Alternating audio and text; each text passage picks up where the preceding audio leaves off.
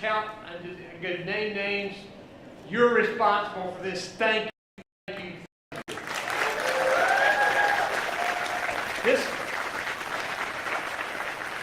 This is the 14th anniversary of the Affordable Care Act, and about 21 million Americans are using this life-giving tool, with about 1 million of them right here in North Carolina.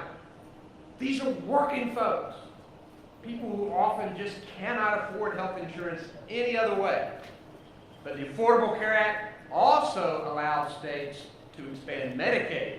And in North Carolina, as you've heard and as you know, it is finally here.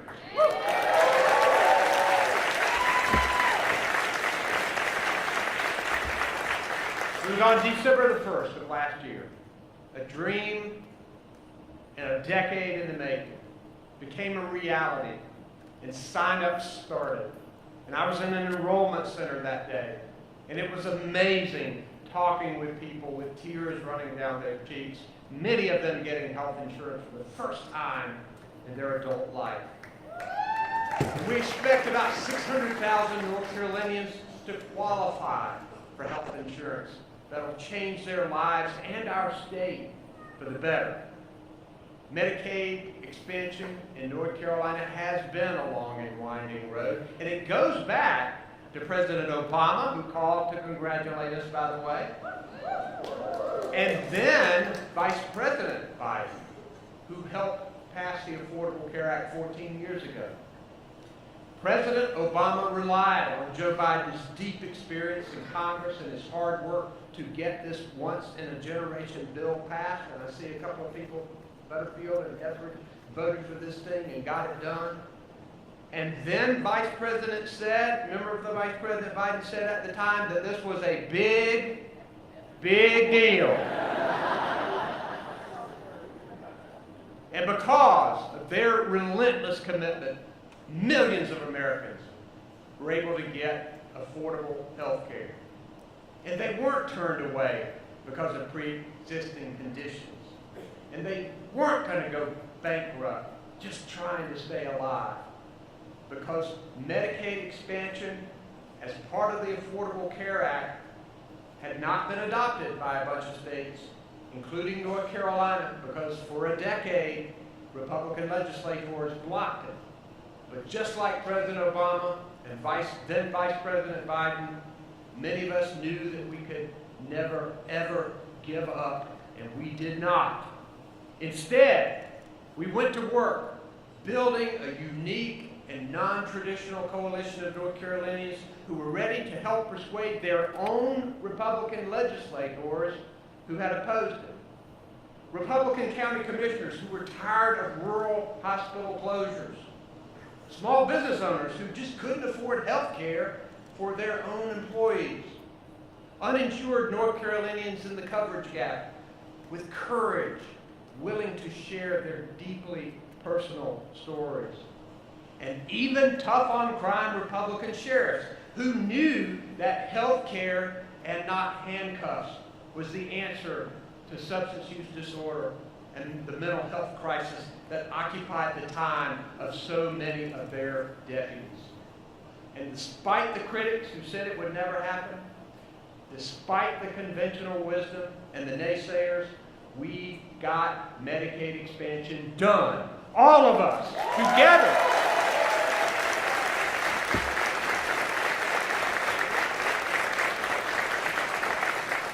And we had some important help from President Biden and Vice President Harris, who used their American Rescue Plan to pass a signing bonus for states that hadn't expanded Medicaid.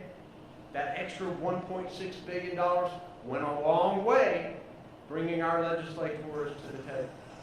And today, just shy of 4 months since Medicaid expansion took effect, we're getting close to 400,000 North Carolinians who've signed up. We should hit that number soon, and we're going to go all the way to 600,000. As I told Secretary Kinsley, we're going to go beyond that if we can.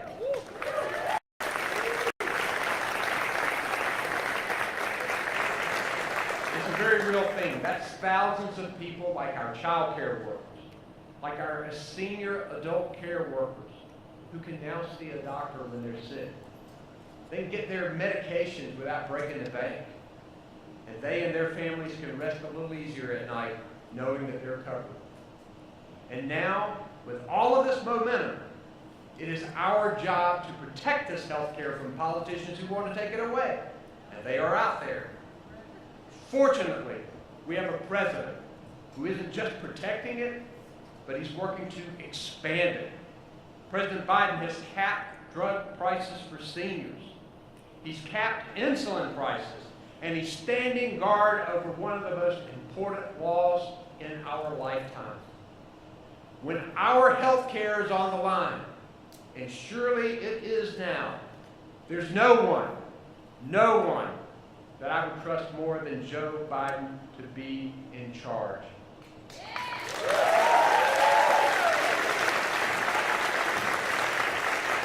Thanks to everybody.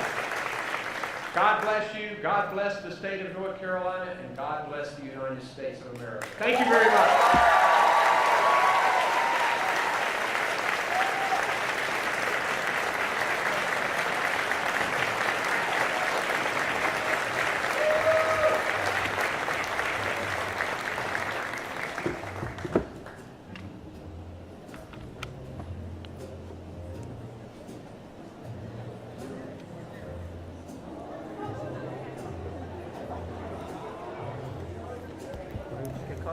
Yeah.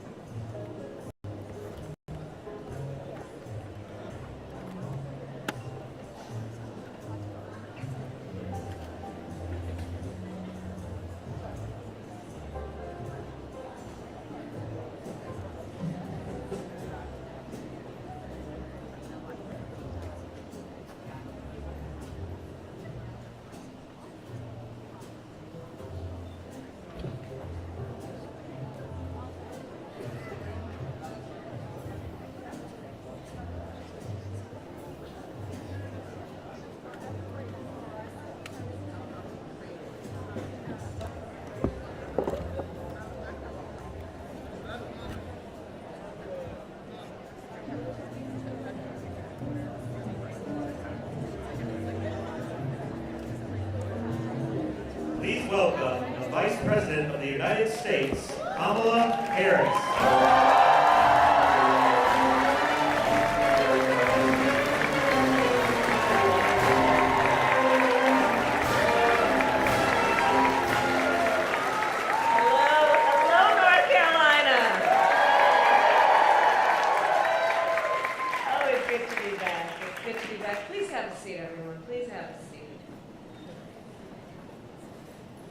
So before I begin, I will say a few words on the terrible accident in Baltimore this morning.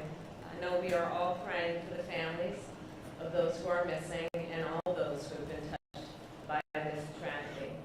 I spoke to the governor of Maryland this morning, and we have directed the federal government to use all the resources that are available to assist with the search and rescue, to reopen the port, and to rebuild the bridge as quickly as possible. And of course, I know we all will stand and continue to stand with the people of Maryland.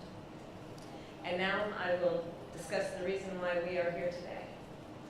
So again, it is good to be back in this beautiful state. It is good to be here with my dear friend, Governor Roy Cooper.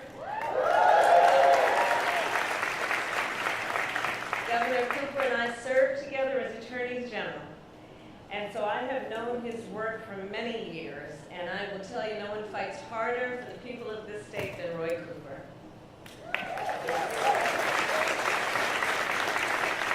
I also see your extraordinary Attorney General, Josh Stein, who is a powerful defender of our most fundamental rights and freedoms. And thank you, Josh, for all your work. And to all the leaders here today, thank you. So we here agree that access to health care should be a right and not just a privilege of those who can afford it. And yes. And guided then by that fundamental belief, over the past 3 years, President Biden and I have made health care more accessible and more affordable for millions of Americans. We cut the cost of prescription drugs for millions of seniors. We expanded access to Medicare and Medicaid. We made the largest investment in youth mental health in history.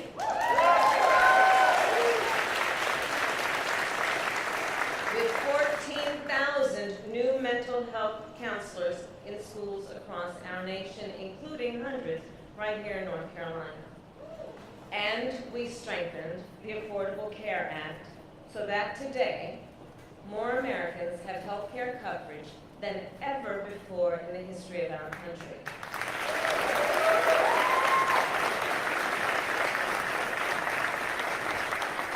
As you have heard and know, 14 years ago, when he was Vice President, Joe Biden helped pass the Affordable Care Act.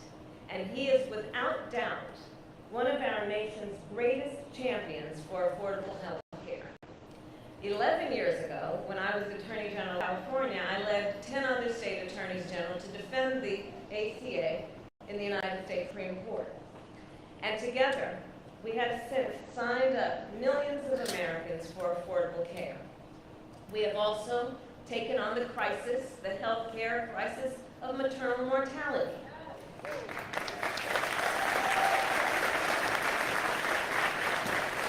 Because in the 21st century, in the United States of America, it should not be the case that women here die in connection with childbirth at a higher rate than women in any other wealthy nation in the world.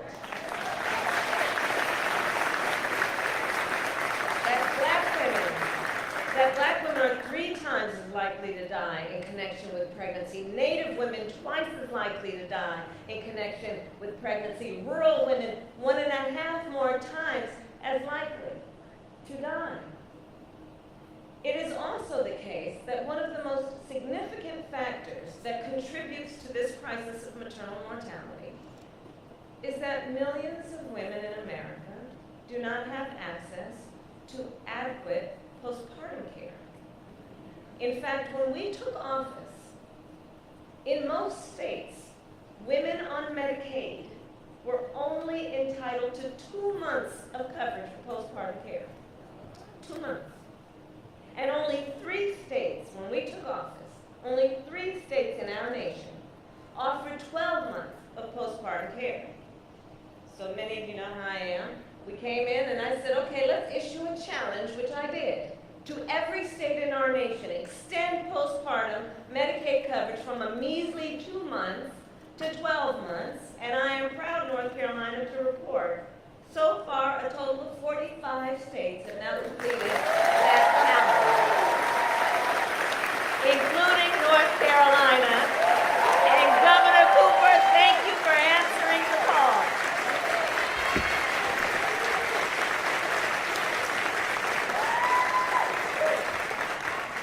But while President Biden and I are fighting to expand access to affordable health care, there are extremists in our country trying to take away health care coverage or make it more expensive. Extremists who want to take away coverage from our seniors by trying to cut Social Security and Medicaid. They want to take away coverage for working families by trying to gut Medicaid. And they want to take away coverage from people with pre-existing conditions by continuously trying to repeal the Affordable Care Act. And across our nation, extremists attack a woman's access to health care and reproductive health care. They have proposed and passed laws that criminalize doctors and punish women. Laws that threaten doctors and nurses with prison time, even for life, simply for providing reproductive care. Laws that even make no exception for rape or incest. The result is a health care crisis with real harm. Consider, since Roe was overturned, I have met women who were refused care during a miscarriage. I met a woman who went to the emergency room and was turned away repeatedly because the doctors there were afraid they may be thrown in jail for helping her. And it was only when she developed sepsis that she received care. Earlier this month, I visited a clinic in Minnesota where I met with medical professionals, courageous and dedicated women who provide critical health care, who also see around our country that clinics just like theirs are being forced to close around our nation. And understand, the clinics that extremists are forcing to close, they provide so much more than abortion care. They provide breast cancer screenings, contraceptive care, PAPs, essential life-saving care being denied to millions of women across our country. So I'll end where I begin. Access to health care should be a right and not just a privilege. No matter who you are, where you live, or how much you earn.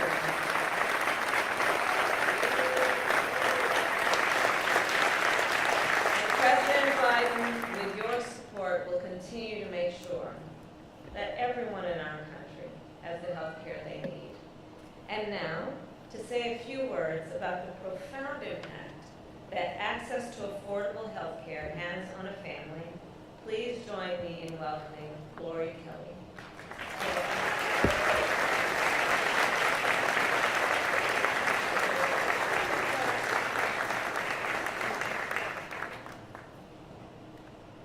Good afternoon, everyone. My name is Lori Kelly, and I am from Harrisburg, North Carolina. I'm a mother of 3 and a grandmother of 6. After spending 16 years of being locked out of affordable health care, today I stand in front of you having coverage now, thanks to Medicaid expansion.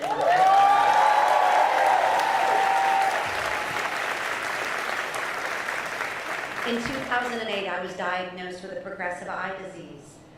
It affects everything in my daily life, from driving to reading to working, and no health insurance meant no regular checkups for my eyes and no access to care if I got sick, and nothing to be done if I had an accident. And indeed, an accident happened to me in December. I hurt my finger and I got a terrible infection. I was really scared because emergency care and surgery that was necessary for me was not in the budget. And it was right then that I found out that I qualified for Medicaid. Right in the nick of time, I found out through an email, and I thought it was a hoax. But it was true. And it was because of the Affordable Care Act and the closing of the gap, which President Biden, President Harris, Governor Cooper, and many others worked to make a reality. And today, here we are with something to celebrate. Because of Medicaid expansion and the tireless advocacy work to close the gap, now I don't have to worry about how I'm going to have to pay for surgery or the routine care that I need. I have peace of mind now. I often say that I feel like I got the keys to the kingdom, and I know that there are millions more like me with similar stories. I am truly grateful for the blessing that this is and continues to be for myself and for so many others. Which is why I am honored to introduce to you someone who's been fighting for people just like me. Ladies and gentlemen, the President of the United States, Joe Biden.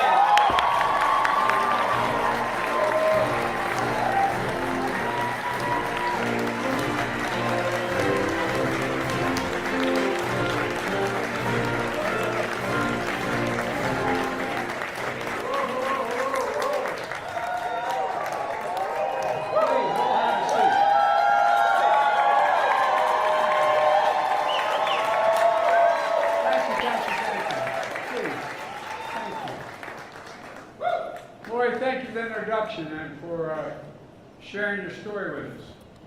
As a daughter, a mom, a granddaughter, grandmother, I should say, you're doing everything you can to care for the family and for yourself while still taking care of others in need. You're incredible. Pretty incredible. And so is Kamala. She's really incredible. As Vice President of the United States, as Attorney General of California, Kamala always fought for people like Lori, who stood for the basic truth that health care is a right, should be a right, not just a privilege in America. And I want to especially thank your incredible Governor, Roy Cooper. And by the way, he's an incredible governor, First Lady Kristen Cooper, for welcoming us today and for their friendship. You know, when I think of the Coopers, I think of one word, and I mean it sincerely. Highest compliment I can get anybody who's ever been elected to office. They have enormous integrity. They have enormous integrity. Because Roy Cooper never gave up, North Carolina finally expanded Medicare coverage, which already is helping 400,000 North Carolinians so far. That all by itself is a heck of a legacy. I also want to thank your Attorney General, Josh Stein, and fought to expand Medicaid as well. He's an outstanding leader. And folks, look, speaking of great leaders and legacies, 14 years ago this week, I stood by President Obama when he signed the Affordable Care Act into law, Obamacare. And as many of you know, I thought it was a big deal.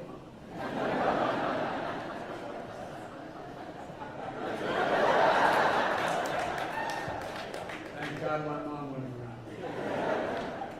Well, look, it's even a bigger deal today. The Affordable Care Act, the most consequential health care since Medicare and Medicaid, and that's a fact. It was always about millions of Americans lying in bed, staring at the ceiling at night, wondering what will happen if I lose my insurance. I'll never forget, my dad came home one day. We lived in a 3-bedroom house with 4 kids and grandpa living with us.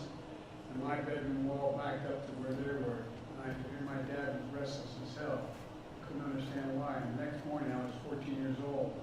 I asked my mom, what's the matter? She said, well, he just lost his health insurance.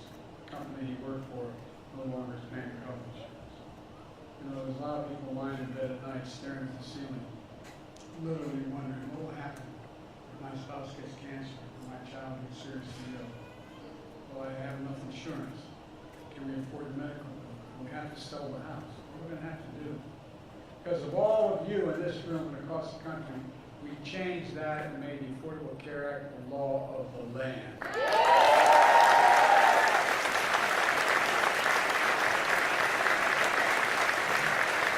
The Donald Trump and his minor friends are nothing but persistent. They've tried to repeal it 50 times. Not a joke. 50 times they tried to repeal it. We stopped them every time. Now they just released the budget again. 120 or 160, I'm not sure how many of the House members put out their budget for next year, want to get rid of the Affordable Health Care Act again. But I got news for them. We're going to stop them again. Look,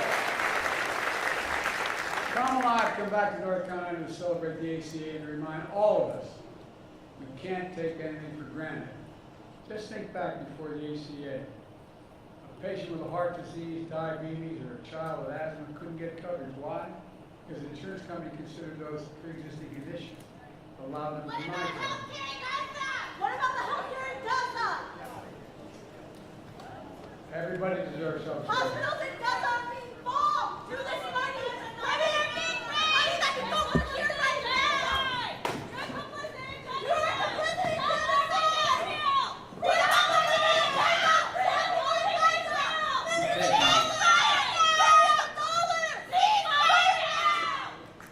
They have a point. We need to get a lot more care into the economy.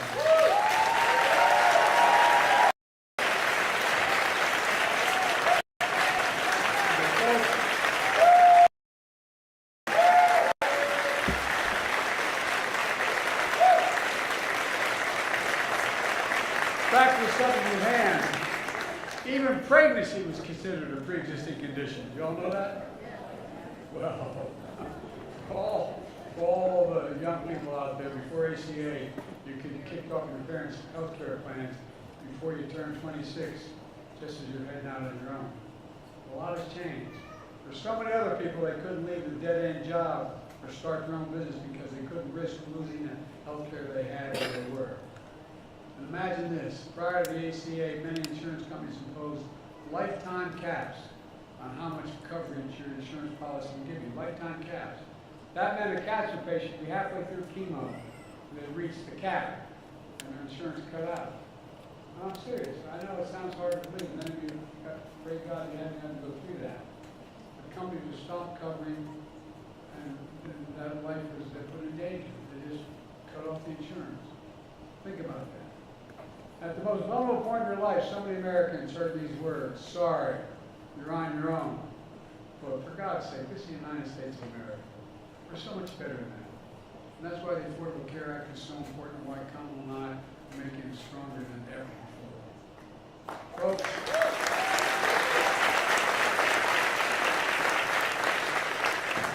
the laws I wrote and signed, the American Rescue Plan, the Inflation Reduction Act, both of which not a single solitary Republican in the Congress voted for. I enacted tax credits to save an average of $800 per person per year, reducing health care premiums for millions of working families under the Affordable Care Act. Those tax credits expire next year. I'm calling on Congress to make that $800 expanded affordable health care tax credit permanent. Otherwise, millions of Americans with that coverage could lose their coverage. Folks, it's because we're making the ACA stronger, more affordable. ACA enrollment is breaking records. Today, everyone can get affordable coverage through the ACA. And 8% of the folks on the ACA plan can get a plan for $10 a month. $10 a month. 21 million people covered under ACA, a 75% increase just since Kamala and I came to office. And that includes over 1 million folks right here in North Carolina.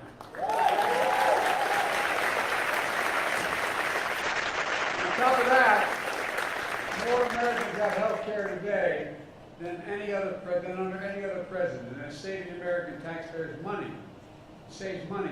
You talk about overspending. It saves the taxpayers money. It's cheaper to pay for preventative mammogram than it is to treat cancer.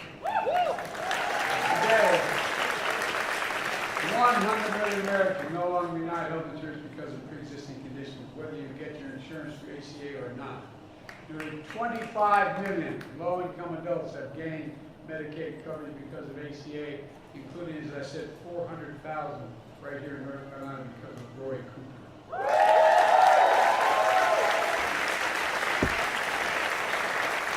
Kamala and I are making health care more affordable and accessible in other ways as well. Americans pay more for prescription drugs than anywhere else in the world. I can get you on Air Force One, and you tell me if you have a prescription to fill out here in North Carolina. I can say, I can fly to Toronto, to Berlin, to London, to Rome, and I can get you that same prescription from that same company somewhere between 40–60% less than you pay for it here. But through the Inflation Reduction Act, again, not a single Republican voted for it, we finally beat Big Pharma. Finally. For example, instead of seniors with diabetes paying as much as $400 a month for their insulin they so badly need, they now only have to pay $35 a month, period. By the way, you know how much it costs to make that insulin? $10 dollars. Package it, everything, $12.50. Folks, I want to extend those savings to everyone who needs life-saving insulin, whether you're a senior or not. Everyone. Right? Everyone. Folks, it saves the American taxpayers money.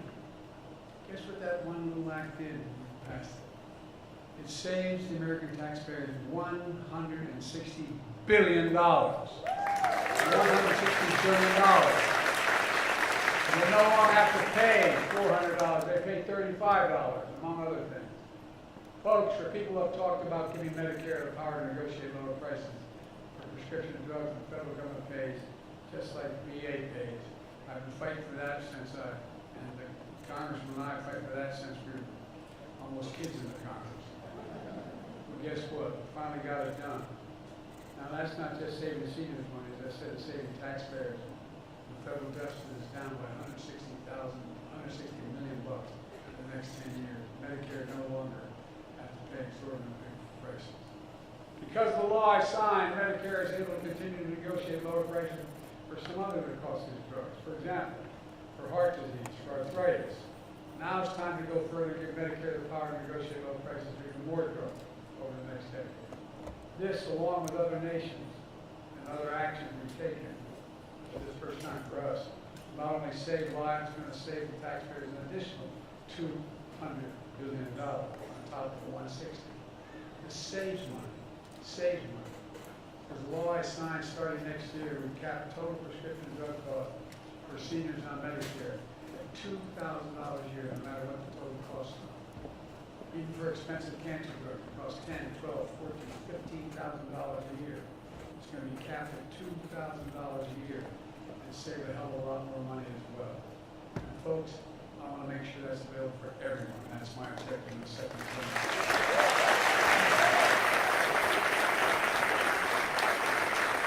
And by the way, the pharmaceutical companies still make billions of dollars. They're not going to go broke. Folks, here's the deal. My predecessor, the MAGA Republican Congress, had a different plan. Let's remember, 4 years ago this month, we saw how my predecessor didn't care much about science and reason. During the pandemic, that went on to claim 1 million American lives.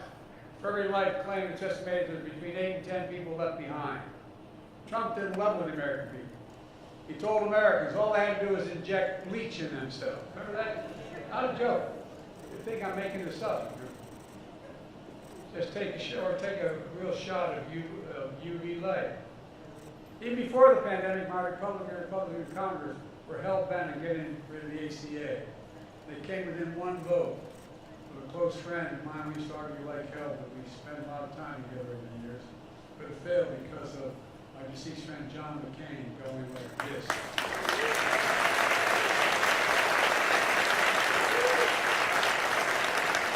Even during the deadly pandemic, Trump and his MAGA friends in Congress wanted to get rid of the ACA, kick millions of Americans off their health insurance. It's sick. Now they want to, quote his word, terminate the ACA, as my predecessor says. If that ever had happened, we'd also terminate a lot of lives as well. But we're not going to let that happen, are we? We're not going to let that happen.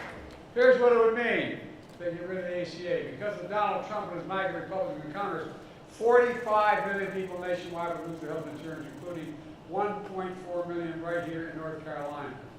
100 million Americans with pre-existing conditions, from heart disease to asthma, could lose their protection as well. And millions of young people, like a 20-year-old kid who just graduated from college, could be kicked off his parents' plan because he can't stay young until he's 26 and older. Trump and the MAGA Republican officials want to take us back when cancer patients were cut off from insurance halfway through the chemo because they reached what they call a limit and what they're willing to pay with the insurance company. They want to take us back when women can be charged more for health care and preventive services like mammograms, and they'd no longer be free. And I'm serious, this is what, if you didn't know anybody, you think I'm making this stuff up. But they aren't stopping there. MAGA Republicans in Congress just proposed a plan. Get rid of the power of Medicare to negotiate lower prescription drugs, which could drive the cost of insulin back to $400 a month for seniors, and so much more. They plan to slash Medicaid as a result. They close out 100 rural hospitals, hundreds of rural hospitals. You know how these rural hospitals make it? They make it because of the health care plans that are made available through the ACA. That's how they can afford to stay open. So many across the country, rural plants are closing because they couldn't keep it open, they couldn't afford to stay open. The Republican plan would deny millions of seniors with diabetes access to quality long-term care they get now under Medicaid. That includes 30 million children who now have access to Medicaid. They'd be at risk of losing that coverage as well. Trump also recently said about Social Security and Medicare. He said, quote, I'm quoting, there's a lot you can do in terms of cutting. Tremendous amount of things you can do to cut. right on cue, the same budget that the 180 House Republicans has proposed to gut Medicare and Medicaid. They'd also raise Social Security retirement age and slash Medicare, giving billions of dollars in tax cuts to the very wealthy instead. They proposed another $2 trillion tax cut. They raised the debt more than anybody did in 4 years, and they're about to do it again if they ever win. I have a better idea. I'll protect Social Security and Medicare. Instead of giving the very wealthy another $2 trillion tax cut, I'm going to make sure the wealthy begin to pay their fair share of taxes to sustain this Folks, my predecessor and MAGA officials have gone after seniors and people with disabilities and children, and as we all know, they're going after women as well. Trump proudly says, quote, after 50 years, with no one coming close, I was able to kill Roe v. Wade. That's a statement. You've seen it on television. Well, he's talking about how Donald Trump killed Roe v. Wade. He says it has to be punishment for women exercising reproductive freedom. Trump and MAGA Republicans are responsible for the chaos that followed, and are now calling for a national ban on choice for every state, in every state, not just what is in law now. On top of that, just this morning, the Supreme Court heard a case to cut access to medication that was approved by the FDA 20 years ago to give women a choice. Folks, America sends me a Congress that are Democrats. I promise you, Tom and I will restore Roe v. Wade as the law of the land.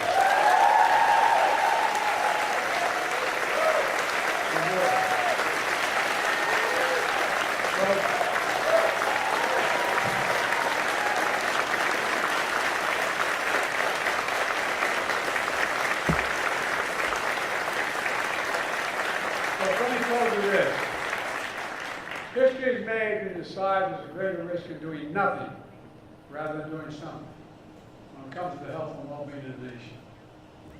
With the leadership of President Obama, we made history in the Affordable Care Act. While there are those who want to take us back in time, all of us together are determined to move us forward. And here's the future I see. I see a future where we defend democracy, not diminish democracy. I see a future where health care is a right, and we restore the freedom to choose and protect the freedom and not take it away. I see a future where the middle class finally has a fair shot and the wealthy begin to pay their fair share. Folks, you notice leading Congress aren't making much fun of Bidenomics anymore. I think maybe it works to build from the middle out and the bottom up. The wealthy can still be very wealthy. You know how many billionaires there are in America? There's now 1,000 billionaires. You know what their average tax they pay? Federal tax?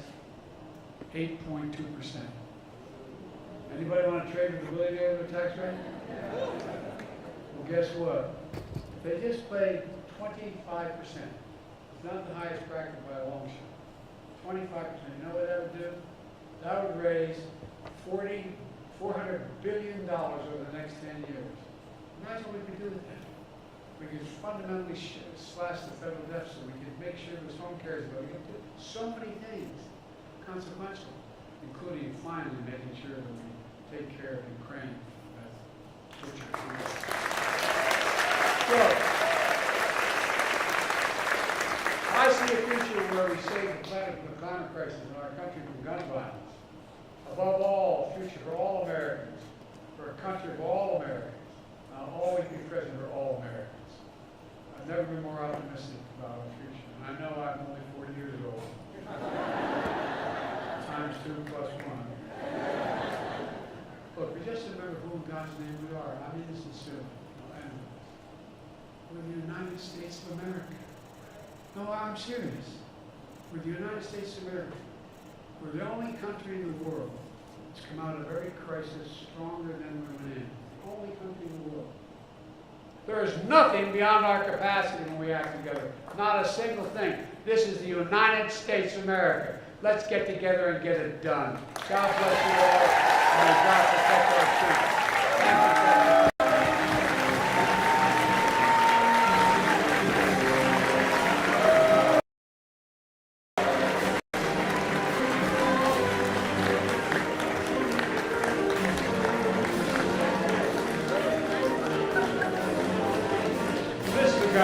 right here. The best governors in America.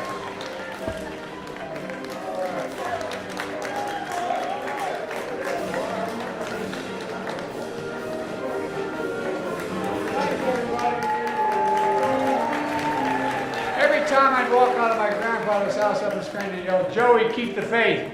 My grandmother would, "No, Joey, spread it. Let's go spread the faith, guys."